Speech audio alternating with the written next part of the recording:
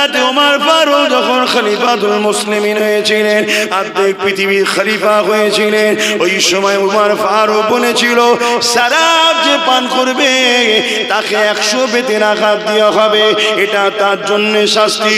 কেন? শরাব মানুষের শরীরের জন্য ক্ষতিকারক। আজকে আমার দেশ বলেন বা পৃথিবীতে বলেন, 100টা যদি অন্যায় হয়, 100টা যদি ক্রাইম হয়, 100টা যদি খুন হয়, 100টা যদি অ্যাক্সিডেন্ট হয়, 100টা পরিবার যদি ডিভোর্স হয়ে যায়, তার মধ্যে 80 থেকে 85টা হলো মদের কারণে। তাই ইসলাম মদকে হারাম করে দিয়েছে।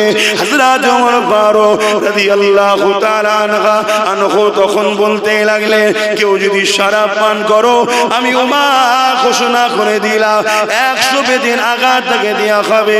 তাই সবাই শরাব বন্ধ করে দিয়েছে। একদিন একটা যুবক ছেলে এমন করে শরাব পান করতে করতে যেতে লেগেছে, আর হঠাৎ করে ওমর ফারুক ওই দিক দিয়ে এসে গেছে। যুবক ওমরকে দেখে ভয় খেয়ে গিয়ে মদের বোতলটা পিছন দিকে নুকিয়ে ফেলেছে। আজকে অনেকে বলে, কিছু ছেলেরা বলে যারা এইসব খায় নোংরা জিনিস, আল্লাহ হিদায়াত করুক তাদেরকে, বলুন আমিন। তারা বলে টেনশন দূর করার জন্য নাকি মদ খায়। মদ টেনশন বাড়ায়। মদ খাওয়ার পরে যেদিন মদ তোমাকে খাবে সেদিন বুঝবে কিডনি যাবে, লিভার যাবে, মনুষ্যত্ব যাবে, সব যাবে। টেনশনে যদি থাকো, এ থেকে রেহাই পাওয়ার দুটো রাস্তা বলে যাচ্ছি, প্র্যাকটিক্যাল মিলিয়ে নেবে। একটা হলো সেজদা বেশি লম দেবে, অনেকক্ষণ ধরে সেজদায় থাকবে। এরকম না, অনেকক্ষণ সেজদায় পড়ে থাকো, পরে সুবহান রাব্বিল আলা তাসবিহ পড়ো, এই একটা। আর দ্বিতীয় হচ্ছে কোরআন পড়ো। জোরে বলুন সুবহানাল্লাহ। তুমি মিলিয়ে দেখে লিও, তোমার চোখের কোনা দিয়ে পানি এসে যাবে, মাথাটা তুলে বলবে ধর আল্লাহর যা হুকুম আছে তাই হবে, টেনশন কোথায় চলে যাবে। জোরে বলুন সুবহানাল্লাহ। তুমি প্র্যাকটিক্যাল দেখো না বন্ধু, একবার ভাইয়ের কথা মিলিয়ে দেখো না, বাপেরা ছেলের কথা মিলিয়ে দেখো না, দেখতে কি আছে। খবরদার খারাপ জিনিস মুখে দেবেন না। আমার আল্লাহ তোমার মুখকে পাক রাখার জন্য মায়ের পেটে নাপাক রক্ত মুখ দিয়ে খাওয়াইনি, নাভির সাথে নাভির কানেকশন করেছে। কেন? এটা তোমার শরীরের জন্য কাজে লাগবে, কিন্তু মুখ দিয়ে দেয়। কেন? বান্দা, এই মুখে আমি আল্লাহ আমাকে ডাকবে, আমার কোরআন পড়বে, আমার হাবিবকে উপর দরুদ পড়বে, এজন্য আল্লাহ দেয় না। আর তুমি আমি সেই মুখে হারাম জিনিস দিচ্ছি।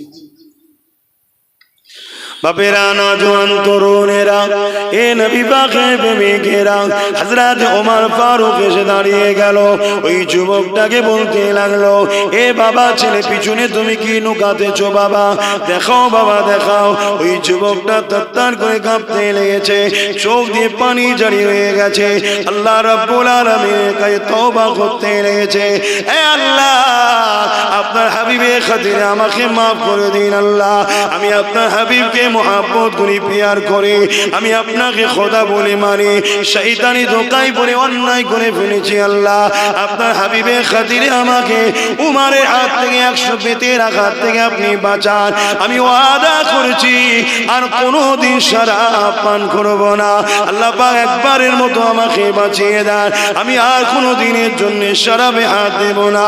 এ যুবকেরা, তরুণীরা, বাপেরা, ওমর ফারুক যখন তাকে বলে দেখাও, দেরি করছো কেন? সে ভয়ে ভয়ে বোতলটা বার করে।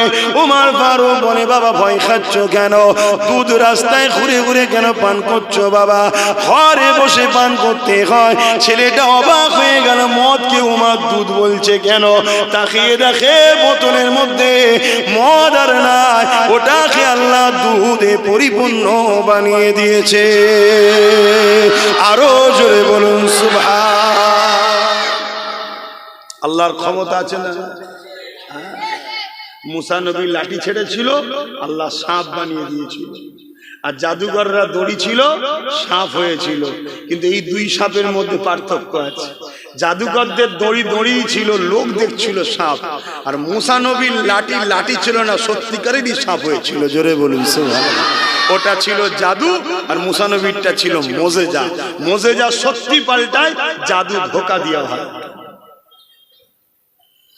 এই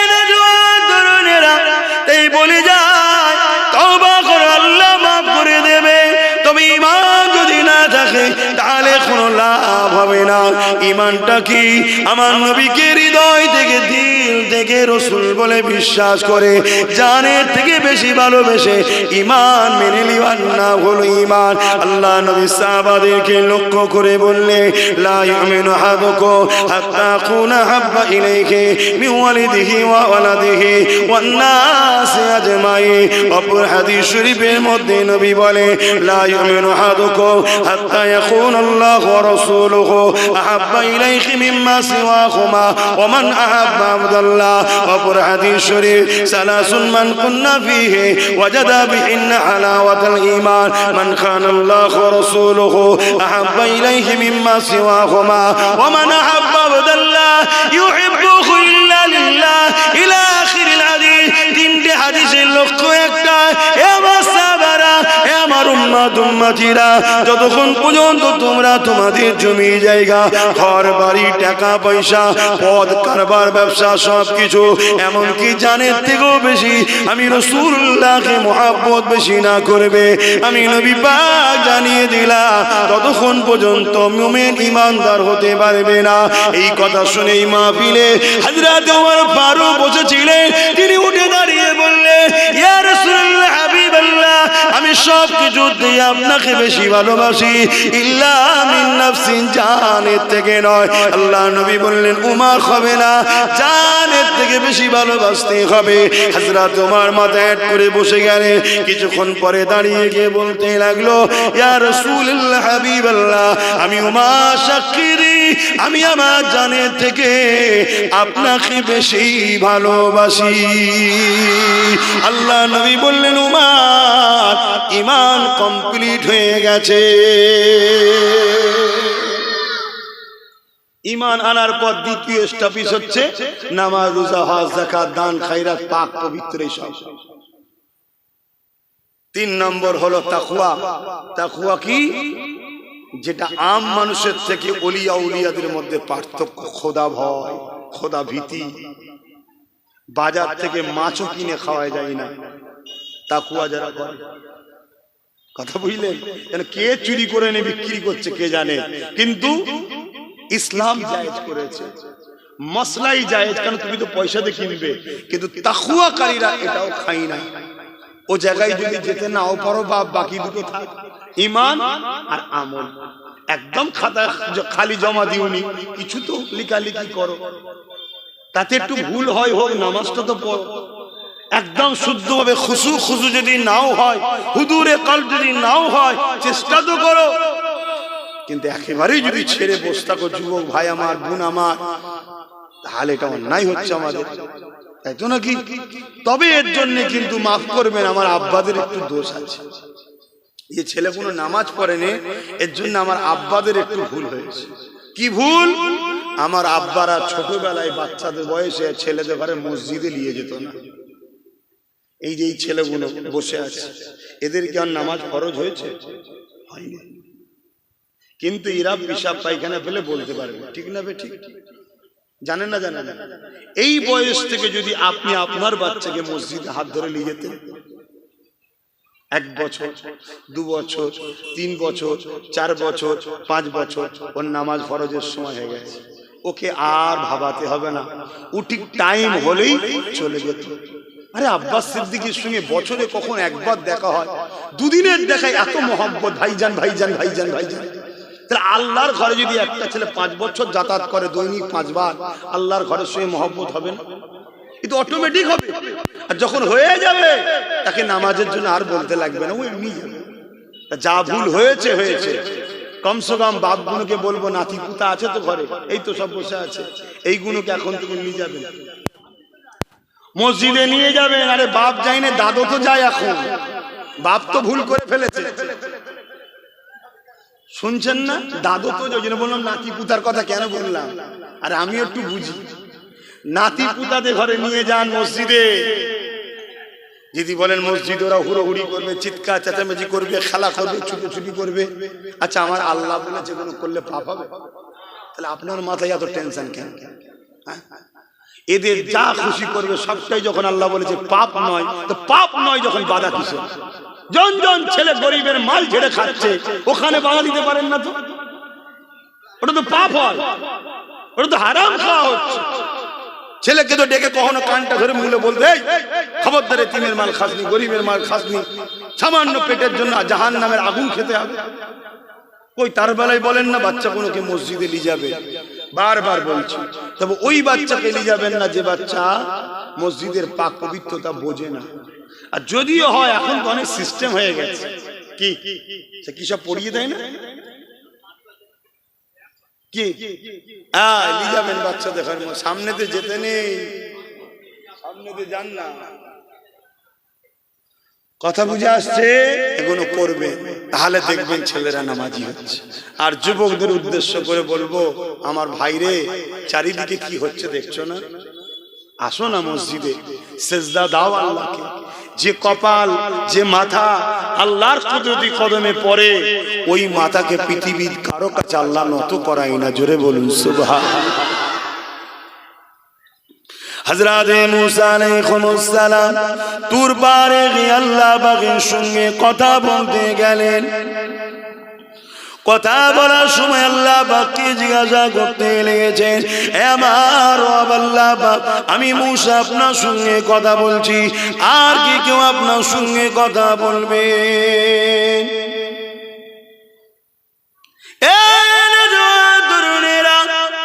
আল্লাহ পাক জানিয়ে দিলেন, মুসা রে, তুমি আমার সঙ্গে কথা বলছো, এর জন্য তুর পারে আসতে হয়। মুসা রে, তুমি আমার সঙ্গে কথা বলো, বেশিক্ষণ কথা বলতে পারো না, টাইম ফিক্স থাকে, সামান্য কথা হয়। ও হযরতে মুসা, তুমি আমার সঙ্গে কথা বলো, তোমার আমার মধ্যে কতটা দূরত্ব আছে জানো? নূরের 70,000 পর্দা রয়েছে, একটা পর্দা থেকে আর একটা পর্দা হলো 10,000 বছরের রাস্তা। ও হযরতে মুসা আলাইহিস সালাম, কিন্তু আমার এক দলে স্পেশাল বান্দা বান্দি রয়েছে, তাদের জন্য কোনো জায়গা ফিস নাই, পাক পবিত্র জায়গা হলেই হবে। তারা আমি আল্লাহ আমার সঙ্গে কথা বলবে, কোনো টাইম ফিক্স নাই, যতক্ষণ খুশি কথা বলতে পারবে। এবং তারা যখন আমার সঙ্গে কথা বলবে, 70,000 নূরের পর্দাকে সরিয়ে দিয়ে আমি আল্লাহ আমার সঙ্গে ডাইরেক্ট কথা হতে থাকবে। আরো জোরে বলুন সুবহান। মুসা নবী অবাক হয়ে গেলেন, আল্লাহ, ওই সৌভাগ্য আমার হলো না? আমি তো এত দূর থেকে কথা বলছি, ওই সৌভাগ্য আমার হবে না? আল্লাহ, তারা কারা? আল্লাহ নবী, আমার আল্লাহ জানাই, মুসা, ওরা হলো আমার বন্ধুর উম্মত, উম্মতি। জোরে বলুন সুবহানাল্লাহ। আমরাই তো নাকি? আমরাই তো। তখন ওরা যখন আমার নামাজে দাঁড়াবে, ওরা যখন আমার নামাজে দাঁড়াবে, দাঁড়িয়ে কোরআন পড়বে। কোরআন কোনো কিতাব নয়, কোরআন হলো কালামুল্লাহ, আল্লাহর কথা। আল্লাহ কথা একটা বই আকারে 30 পারা আমরা পেয়েছি, কিন্তু ওর ভেতরে যা আছে এটা কোনো মানুষের কথা না, এটা হলো সৃষ্টিকর্তার কথা, কালামুল্লাহ, আল্লাহর কথা। যতক্ষণ কথা বলবে ওরা আমি আল্লাহ, আমার সঙ্গেই কথা হবে। জোরে বলুন সুবহানাল্লাহ। কোন জায়গা ফিক্স না, যতক্ষণ কথা বলে। এবং 70,000 নূরের পর্দা আল্লাহ তুলে দেয়। নবী আমার জানায়, যখন নামাজিরা সেজদায় যায়, তাদের কপালটা আল্লাহর কুদরতি কদমে পড়ে। জোরে বলুন সুবহানাল্লাহ। এই সবকিছু শেষে আবার বলছি, ঈমান। বেঈমান মসজিদে গিয়ে কপাল ঘষে দাগ করে ফেললো, কিচ্ছু লাগবে। ভাববেন বেঈমান কখনো মসজিদে যায়? 72টা দল মসজিদে যাবে বেঈমান, আমার নবী বলে। কটা দল জানবেন না সব কথা? আল্লাহ নবী যখন গনিমতের মালকে বন্টন করছিল, ওই সময় জুলখায়সারা তামিমি বলে একটা ব্যক্তি ছিল। সে আমার নবী পাককে বলতে লাগলো, হে মুহাম্মদ, আল্লাহকে ভয় করো, ইনসাফ করো। আমার নবীকে জ্ঞান দিচ্ছে, আল্লাহকে ভয় করো, ইনসাফ করো। সেও নামাজ পড়েছে, দাঁড়িয়ে রেখেছে, সেও নিজেকে মুসলমান দাবি করে। হযরত ওমর ফারুক তরোয়াল বার করে ফেললে, ইয়া রাসূলুল্লাহ, হাবিবাল্লাহ, এই মালাউনিরা তো বড় আসপর্দা, এ আপনাকে শরিয়া শিখাতে লেগেছে। আপনি তো দিন, আপনি যা বলবেন ওটাই ইসলাম। ইয়া রাসূলুল্লাহ, হাবিবাল্লাহ, আপনি ইজাজত দেন, এই মালাউনের বিচারটা আমি করি। এই যুবকেরা, বলেছিল উমর ওকে মেরো না, ওকে চিনে রাখো, আমি রাসূলুল্লাহ বলি শোনো, আমার উম্মতিদের জানিয়ে দিও এর নসল থেকে একটা দল বেরোবে, তারা এত সুন্দর নামাজ পড়বে, এ সাহাবারা তোমাদের নামাজ তাদের নামাজের কাছে হাকির জানা হবে, ছোট মনে হবে। শুনছেন তো, সাহাবাদের নামাজ, সাহাবাদের ঘরে নামাজ পড়ানো শিখেছে কে?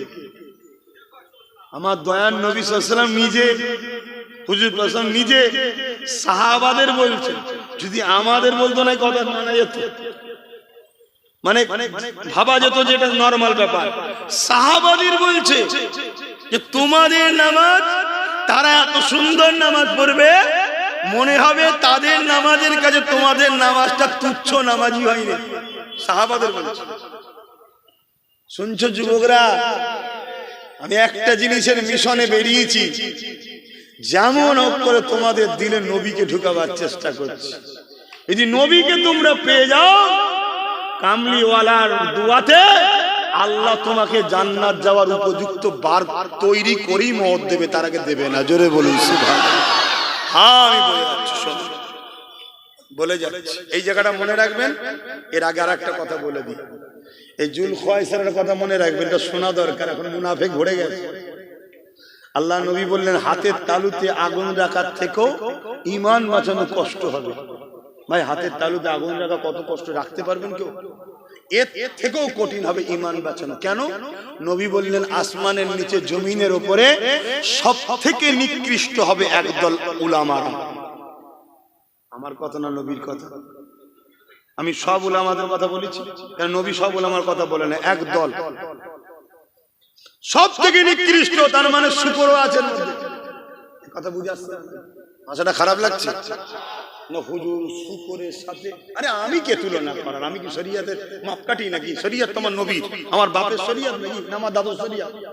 শরীয়ত তোমার রাসূলের। কথা মাথায় ঢুকছে? শুকরের থেকেও নিকৃষ্ট হবে একদল উলামারা। কারা? একদল, সবাই না, একদল। চিনবেন কি করে? আল্লাহ নবী জানাচ্ছেন তাদের সব থাকবে মুখে, হুলকুনির ভেতরে ঢুকবে না। এত সুন্দর কোরআন পড়বে এ সাহাবারা, তোমাদের কোরআন তেলাওয়াত তাদের কোরআন তেলাওয়াতের কাছে হাকির হবে, অর্থাৎ ছোট মনে হবে। তোমরা ভালো পড়তে পারোনি, তারা ভালো পড়ছে মনে হবে, কিন্তু তাদের হুলকুনি দিয়ে কোরআন ঢুকবে না। শুনছেন? এখন তো আমরা পাগলা হয়ে যাই, কোরআন পড়ছে দেখেছিস? একবারও জিজ্ঞেস করেছেন, ও কারি সাহেব, আমার নবীকে তুমি মরা জানো না হায়াতুন নবী জানো? গা জিজ্ঞেস করেছেন? জিজ্ঞেস করুন। এবার দেখুন কি বলছে। যদি বলে মরা, তাহলে জানতে হবে নবী পাকের কথা অনুযায়ী চতুষ্পদ জন্তুর থেকেও এ নিকৃষ্ট। পড়তে পারে কোরআন সুন্দর, কিন্তু আল্লাহর কোরআন পড়া নেবে না। আর আপনার গ্রামের একটা ছেলে মুরব্বী বাপ, ওই ছোটবেলায় বাড়ির পাশে নানি দাদির কাছে পড়েছে না, আউযু বিল্লাহি মিন, আগেকার মানুষ পড়তো না, ও ঠিকভাবে পড়তে পারছে না, কিন্তু ওর দিলে থেকে পড়ছে। ওর দিলে কোরআন আছে, ওর দিলে রাসূল আছে, ওর দিলে আল্লাহ আছে। আমার আল্লাহ ওটাকে শুদ্ধ করে নিয়ে নেবে। জোরে বলুন সুবহানাল্লাহ। শরীয়তকে বোঝেন, ইসলাম দিল দেয়, দিল। বড় সুন্দর সুন্দর লোক আজান দিতে পারে, কিন্তু বেলাল যখন আজান দিয়েছে, বেলাল হুজুরকে এত আগুনে ছ্যাঁকা দিয়েছিল জবানে, জানেন? হুজুরকে গরম রড করে উমাইয়া মুখে জিভে ছ্যাঁকা দিত। কেন? আল্লাহকে ডাকতো, নবীকে ডাকতো বলে। আপনাদের ঘরে কেউ ছ্যাঁকা দেয় আল্লাহ রাসূলকে ডাকলে? বলবেন তো? কিন্তু যেভাবে ঘুরছেন, যেভাবে উদাসীন হয়েছেন, আগামী দিন ওইটা আসবে। আগে যা বলেছিলাম মিলছে তো? এইভাবে যদি থাকেন উদাসীন, আগামী দিন আসবে। কারা করবে? শাসক করবে। কারা করবে? শাসক। কারণ ইতিহাস বলছে পৃথিবীতে যুগে যুগে ইসলামের সবথেকে বড় দুশমন ছিল দুই শ্রেণীর লোক। এক শ্রেণীর লোক রাজ ক্ষমতার দখল করে যারা অত্যাচার করত, অর্থাৎ জালিম শাসক। সব শাসক না, যারা জালিম শাসক। দ্বিতীয় নম্বর কারা? যারা ধর্মের দোহাই দিয়ে ভণ্ডামি করে। এই দুজন সবসময় এক হয়। আজকে এক হয়েছে না? হ্যাঁ, মিডিয়া গুলো খুলে দেখেন, বাপ রে বাপ, বাপ রে বাপ, পুরো দেশ ঘুরে বেড়াচ্ছে বাবাজি। কথা শুনছেন না? আর বাবাজির পিছনে মা তুলে বাপ তুলে মোল্লাদের গাল দিচ্ছে, এটা কি সভ্যতা? এই তুই কিসের ধর্মগুরু? এই জানোয়ার, তুই ধর্মগুরু? তোর তো বলা দরকার ছিল তোর শিষ্যদের মা বাপ তুলে গাল দিচ্ছিস কি? এক কথা ভুল বলছি। এরা ধর্মের আড়ালে নারী দেহ ব্যবসা করে, ধর্মের আড়ালে নারী দেহ শোষণ করে। আর নারী, ইসলাম বলছে তার পায়ের তলায় জান্নাত। জোরে বলুন সুবহানাল্লাহ। তাই এদের অত্যাচারে নারীরা আমেরিকা বলুন, ব্রিটেন বলুন, জাপান বলুন, দলে দলে সব ইসলামে ঢুকে যাচ্ছে। জোরে বলুন সুবহানাল্লাহ। আমি জানি আমার বলাতে তাদের রাগ হবে, আর আমি এটাও জানি তাদের পিছনে রাজ ক্ষমতাশালী লোকেদের হাত আছে। আমি এটাও জানি তারা হয়তো রাজ ক্ষমতার জোরে আমার উপর জুলুমও করবে। আমি এটাও জানি তারা হয়তো আমাকে মেরেও ফেলতে পারে। তাহলে বলছেন কেন? আমি এটা জানি, জানটা আমার নয়। একে আমি আদর করে যত্ন করে ঘরে আতর গোলাপ দিয়ে রাখলেও রাখতে পারবো না। যেভাবে যাবার, যখন যাবার, যে টাইমে যাবার, যে সেকেন্ডে যাবার, সেই সময় যাবে। পৃথিবীর সব চোর এক জায়গায় হলো, একে এক সেকেন্ড আগে বার করতে পারবে না। এটা যার তিনার হুকুমে। ওই জন্য বলছি, কথা মাথায় ঢুকেছে না ঢোকেনি? বাস। কিন্তু দুঃখের বিষয়, এভাবে যদি সব ভাই বলতে শুরু করতো, তাহলে আজকে আমার যুব সমাজ চাঙ্গা হতো না। কিন্তু সবাই তো বলছে না। বলা তো দূরের কথা, আমি বলে যাব, কালকে কেউ এসে আমার বিরুদ্ধে বলবে, জালিমের বিরুদ্ধে বলবে না। এরকম বক্তা আছে না? না, দুঃখ নয় এটা, কিন্তু এটা ঘটবে, কিছু করার নেই। এটাও তো আল্লাহর পরীক্ষা, যে আব্বাস ধৈর্য হারা হয় কি দেখবে। সেজিয়ে সুজিয়ে রাখলাম, অন্যজনকে দিয়ে ঘেটে দিল, আবার সাজালাম, আবার ঘেটে দিল, আবার সাজালাম, আবার ঘেটে দিল। হ্যাঁ, রক্তে গোস্তের তৈরি, মাঝে মাঝে মাথা গরম হয়ে যায়। আবার মনে হয়, আরে আমি তো আমার জন্য গুছিয়ে নিতে টেনশন কি, হয় হবে না হয় না হবে, আমি তো আল্লাহর জন্য করছি। কথা বলছেন বোঝেন না কেন? খোদার বিনা হুকুমে হবেও না, আর খোদার হুকুম থাকলে হাজারবার ঘেটে দিল আবার হয়েও যাবে। চেষ্টা ছাড়লে হবে না, ঠিক না বেঠিক? যে চেষ্টা করেছে সেই কামিয়াবি হয়েছে। এই যে আলো জ্বলছে দেখছেন না, সব ল্যাম্প বাতি, এটা তারা বিজ্ঞানী তৈরি করেছে। উনি যখন এই আলো তৈরি করতে শুরু করে, যুবকরা শোনো, তোমরা তো ধৈর্য হারা হয়ে যাচ্ছে, কি কবে কি হবে না হবে, চল একটু সুযোগে কাজে লাগাই। কি মানে যুবকের দ্বারা সুযোগ সন্ধানী আছে না? না, মনে রাখবে, অতি চালাকের বুঝবে খনি সময় হলে, যখন তোমাকে মিনহা খালাকনাকুম ওয়া ফিহা নুঈদুকুম ওয়া মিনহা নুখরিজুকুম, তখন বুঝবি আল্লাহ কি হয়ে গেল, আর কিছু করার থাকবে না। তুমি যদি বলো তখন, আরে না, এটাই তো ঈমান। সূরা বাকারার প্রথমেই আল্লাহ বলেছিল বিল গায়েব, গায়েবের উপরে যারা ঈমান এনেছে তারাই তো মুত্তাকি, তারাই তো প্রকৃত ঈমানদার। তো ভাইয়েরা আমার, এই যে আলো তৈরি হয়েছে, বিজ্ঞানী প্রথম রিসার্চ করে করে করে করে অনেক দিনের প্রচেষ্টায় আলোটা তৈরি করলো। যেই বাতিটা জ্বালাতে গেছে, দাম করে বাস্ট হয়ে গেছে। বেচারির মুখ ঘুমায় সব কালি লেগে ফেটে চুরে খেটে খুঁটে অবস্থা খারাপ। পরিবার বুঝাচ্ছে, কেন চেষ্টা করছো, পারবে? তোমরা পারবে না। আজকে আমাদেরও পরিবাররা বুঝায়, কি হবে বাবা, পারবি ওদের সঙ্গে লড়াই করে, বুঝাই না? তো বিজ্ঞানী বলছে না, আমি চেষ্টা করব। আবার চেষ্টা করেছে, বেচারি দীর্ঘদিন করেছে। আবার যেই জ্বালায় একদম হুস করে ধোঁয়া হয়ে সব, স্ত্রী বুঝায়, বাচ্চারা বুঝায়, পরিবারের গার্জেনরা বুঝায়, ও কারো কথা শোনেনি। আমি তৈরি করি নেশা, জেদ, লক্ষ্য, টার্গেট, আলো জ্বালাবো। একবার, দুবার, 100 বার, 200 বার, 300 বার, 400 বার, 500 বার করতে পারে। যেই করে কিছু না কিছু হয়ে খারাপ হয়ে যায়। 999 বার এর মধ্যে স্ত্রী চলে গেছে, ওকে ছেড়ে পালিয়ে গেছে। এই পাগলের সঙ্গে কে সংসার করে? ছেলে পুলে আলাদা, সবাই আলাদা। ও কিন্তু রিসার্চ করে, ওর ঘরে বসে আছে, বসে করেই যাচ্ছে। 1000-এর মাথায় যখন জ্বেলিয়েছে, আলো জ্বলে উঠেছে।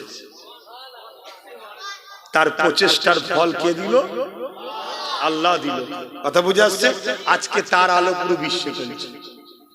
কথা কিছু মাথায় ঢুকলো? তুমি তিনবার ছুটে হেঁটে গেলে হয়? সামনে আরো ছুটতে হবে, আরো ছুটতে হবে, আরো ছুটতে হবে। কি ঠ্যাং ভাঙবে, হাত ভাঙবে, পা ভাঙবে, কত কি হবে রে বাবা। শতসের জানটাও চলে যেতে পারে যদি আল্লাহ লেলায়। অসুবিধা আছে? কেন এমনি যাবে অমনিও যাবে, তো হকের পক্ষে থেকে যাক, অসুবিধা কি আছে? আজ কেন্দ্র সরকার ওয়াকফ বিল করছে, জানেন তো নাকি? এটা অন্যায় করছে না ঠিক করছে? অন্যায় করছে। কেন? সংবিধান বিরোধী কাজ করছে। দেশের মাথায় বসে তোমরা যদি সংবিধান বিরোধী করো, তাহলে সমাজের সাধারণ লোক তো রেল লাইনে বোম দেবে। এই মুর্শিদাবাদে বোম দিচ্ছিল, দেখেন না? কিন্তু মুসলমান নয় বলে মিডিয়াটা তো হই হই হয় না। যদি মুসলমান হয়ে যেত, মিডিয়া কোনো খাওয়া দাওয়া সব ছেড়ে দিয়ে এই হয়েছে ওই হয়েছে, ইঁদুর বেরিয়েছে, সাপ বেরিয়েছে, ব্যাঙ বেরিয়েছে, কি একটা করে ফেলতো, বাপ রে বাপ, যেন মনে হবে শোল মাছ দুটো ধরে ফেলেছে। হ্যাঁ, কিন্তু মুসলমান নয় বেচারিরা, দুনিয়াবি দিক দিয়ে খুব কপাল লাকি। দুদিন পরেই জামিনও হয়ে গেছে। দুদিন পর কি হয়েছে? জামিন হয়ে গেছে। আর মুসলমান যদি হতো, বোম দিতে হবে না, বোম দিতে হবে না, শুধু যদি একটুখানি এরকম চংমং করে অমনি বলবে সন্দেহ হয়েছে, আইএস এর এজেন্ট মনে হচ্ছে, লস্করে তৈবা আর কি কমনে আছে বলবেন তোরে বাবা, এসব জঙ্গি বলে ছেড়ে দিত। কথা বুঝে আসছে না? হ্যাঁ, দিয়ে তাকে তুলে নিয়ে, এখন তুলে নিয়ে এসে তাকে 10 বছর পরে গোপনে গোপনে খিড়কি দরজা বার করে দিয়ে বলতো, একটা ছোট্ট জায়গায় লিখে দিত, আমাদের সন্দেহটা ভুল হচ্ছে। কথা বুঝে আসছে না? এরকম হাজার হাজার মুসলমানের সাথে হচ্ছে। এর জন্য দোষী কারা? আমরা না ওরা? আমরা। কেন? আমাদের ক্ষমতা নেই। এই ধরলি কেন? এই ধরলি কেন? ক্ষমতা আছে, পুলিশ আমাদের কথা শুনবে? আমি হুজুর বলছি, বলবে পানি তো ফু দাও, ফোন করে নিয়ে গেলে হাসবে না, বলবে না, বলবে না। কিন্তু আমার ছোটটা ফোন করলে একটু গুরুত্ব দেবে, কিন্তু পুরো গুরুত্ব দেবে না। কেন? পুরো মাথায় নেই তখন, ও তো দীপ দীপ দীপ দীপ করছে একসাথে। কিন্তু গোটা 50 যদি হতো, বুঝতে পারছেন না? পারেন না? এই যাবো দেখবি, অমনি বলতো না স্যার দেখছি স্যার, হ্যান স্যার ত্যান sir welcome sir, sir sir sir sir কত কি বলে ফেলতো। কি বুঝছেন না? বুঝুন, আমি ভুল বুঝাচ্ছি নাকি? কিন্তু আমার কম তো বুঝবে না। সারাদিন ধরে বুঝাবার পরে ফজরের নামাজ কাজা করে ঘুমাচ্ছে, সেই কম সারা বছর ধরে বুঝাবার পরে মরা মুরগির বিরিয়ানি খেয়ে ভুলে গেছে কোথাও মারতে হবে, কোথাও থাকতে হবে। এই কচি হাসছি কেন বাবা? তোদের ভবিষ্যৎ গুলো কানাকর দিকে আছে, আমি তোদের জন্য লড়ছি বা তোদের জন্য তোদের এই চাচাটা লড়ছে। কি বলা ভুল হচ্ছে? আমি একটু ভাই বাপ আনন্দ করে বলছি, কিন্তু হাকিকাতে বুঝবে কথাগুলো। আজকে কেন্দ্র সরকার বিল করছে, কিসের ক্ষমতায় করছে বলুন? কিসের ক্ষমতা? তার মিলিটারি, তার পুলিশ, তার কথাই কোর্ট চলবে, তার কথাই সব। সে সংবিধানেরও বিরোধী করছে। সংবিধান বলেছে কারো ধর্মীয় বিষয়ে আঘাত দেওয়া যাবে না, সে সংবিধানের বিরুদ্ধে চলে গেছে। বাবা সে আম্বেদকরকেও গাল দিচ্ছে, ছোট বড় কথা বলছে, বলছে না? বলেন, ক্রিটিসাইজ করছে না? করেন। তারপরে যা খুশি করছে, কখন কৃষকদের পিছনে লেগে যাচ্ছে। হ্যাঁ, কিসের জোরে করছে? রাজ ক্ষমতার জোরে। আজকে বলুন তো দেখি, বেশি নয়, গোটা 30-40 যদি আমাদের ওখানে থাকতো, তাহলে এই বিলটা যখনই ঘোষণা করতো অমনি তো চেয়ার ছুঁড়ে মারত। এই তোরা শপথ নিবি সংবিধান নিয়ে, আর সংবিধানের বিরুদ্ধে বিল করছিস, মানে ফাটাফাটি হতো না? হতো না? একটা এমপি মানে 15 লক্ষ ভোটার, তাই তো নাকি? গোটা 20 থাকা মানে বুঝতে পারছো? কিন্তু আছে যাদেরকে পাঠিয়েছ, তারা দেখছি আবার টাকলার সঙ্গে ফুল দিয়া দিয়ে করছে। দেখেছেন না? দেখেন? আমার কথা কি খুব কষ্ট হচ্ছে? ও আমার মসজিদ লে নিচ্ছে ওরা, আমার কবরস্থান লে নিচ্ছে ওরা, তোমার বুকে ব্যথা হয়নি। আর আমি যখন বলছি গাদ্দার চেন, মুনাফিক চেন, কোন মুসলমানের যদি আমার কথাই কষ্ট হয়, জানতে পারো মুনাফিক, ওর মধ্যে ঈমান নেই। যদি ঈমান থাকতো 100 বার হলো ভাবতো যে আমি এর সাথে দল করি তো কি হয়েছে, আল্লাহ ও রসুলের আগেইরা নয়, আমি এর সঙ্গে বিজনেস করি তো কি হয়েছে, আল্লাহ ও রসুলের আগে নয়। আমি ওর সঙ্গে আত্মীয়তা করেছি তো কি হয়েছে, আল্লাহ ও রসুলের আগে নয়। যতদিন দল আল্লাহ ও রসুলের বিরোধী করেনি ততদিন তার সাথে থাকবো। যেই বিরোধী করবে দলকে ডিভোর্স দাও। ঠিক না বেঠিক? কিন্তু এরপরও যদি কোনো মুনাফিক মুসলমান সমালোচনা করে জানতে হবে মুনাফিক। কিন্তু আমি বলবো মানুষ মাত্র ভুল হয় না, জানতে না আলাদা কথা। ফিরে আসো, তওবা করো, পরিবর্তন হও। আল্লাহ ভুল করেছি, আল্লাহ ভুল করেছি, আল্লাহ ভুল করেছি। 300টা লাঠি আছে, সব দিউনি। দরকার হয় খুব ভালো লাগে 250 দিয়ে দাও, 50 হলো হাতে রাখো। হতে পারে একদিন ডিফেন্সের কাজে লাগবে। আর সব দিয়ে ফেললে মেরে পাট করে ফেলবে, কিছু করার থাকবে না। বুঝতে পারছো?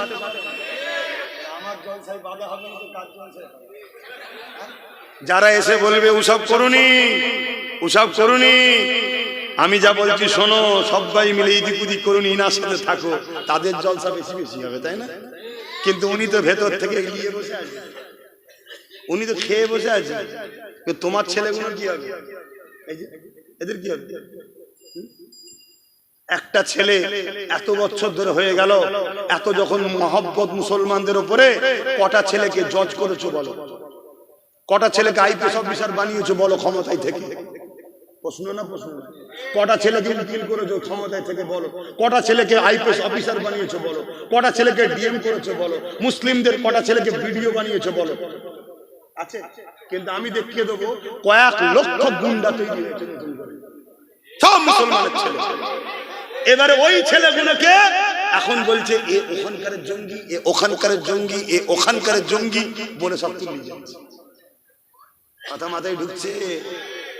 হ্যাঁ, আমেরিকায় তৈরি করেছিল আল কায়দা।